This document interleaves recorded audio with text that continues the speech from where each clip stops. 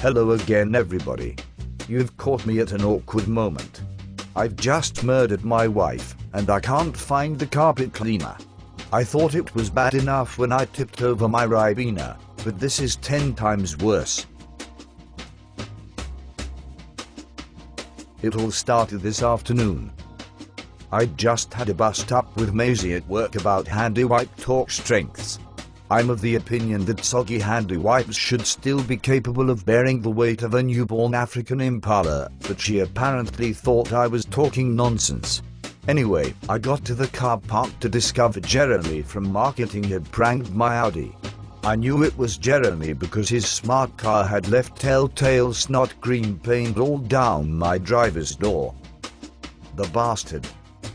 Anyway, I had to pick up some red touch-up paint from Harford's on the way home, which of course made me late for Prudence's birthday shindig.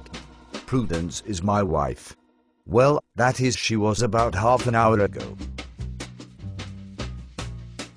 So I'm rushing to wrap the saucepan I've got Prudence for her birthday, and I see, there on the mantelpiece, a small box wrapped in shiny paper tied up with a pink bow, and dangling off it there's a little card.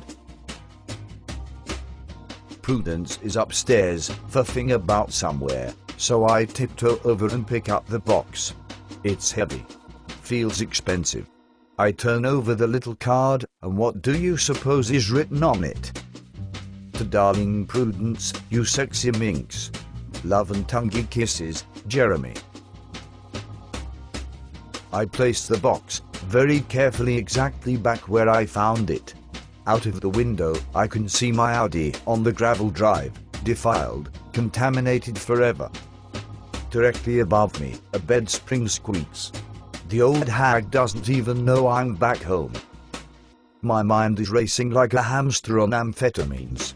In just a couple of hours this place will be milling with guests for the Shindig, and I really don't feel like all that self-congratulatory bonhomie.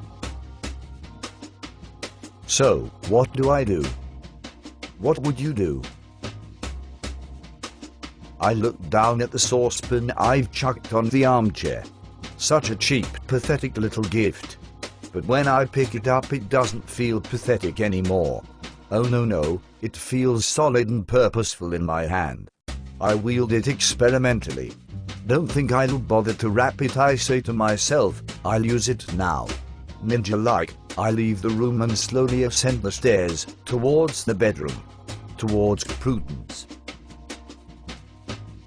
The first few steps and my resolve is already wavering. Maybe I'll just threaten her with it, I think. Give her a scare. But when I'm at the top of the stairs, I hear the bed springs again, and then a muffled voice. I'm shocked. It's not my wife. It's a man's voice. Slick and professional like a car salesman, and my resolve doesn't waver anymore. Of course I recognize it instantly. It's Jeremy. He's actually here in my house, with my wife, the bounder. How many times has he been here before, parking his nasty little smart car somewhere down a side street where I won't see it? Months? Or years? And he scratched my car. I shoulder charge the door and stand there, panting. Jeremy's back is towards me, he's just shrugging on his tacky blue suit. Prudence is in bed facing him and me. Her mouth goes slack and she twists her head towards the bedside clock. Bloody Nora, she says. It would appear that Jeremy hasn't realized he's got a visitor, so I make my presence felt against the back of his cranium. I'm suddenly hypersensitive to every tiny detail in the room. Something flies up, revolving in the air, and I realize it's his toupee. Instinctively I catch it and skim it towards Prudence. I growl like an animal at her. She screams and swipes at the thing in hysterics. Jeremy is still standing motionless, perfectly balanced on his heels. After a few moments he topples over like a felled tree onto the bedroom floor and rolls onto his back. His eyes are wide open but glazed over. No lights on, and no one home. Prudence looks at me and mouths silently, "Don't, John. Don't." But I do. I'd like to say it's over quickly. I'm not a bloody monster. But she won't shut up. How long I'm in there I'm not sure.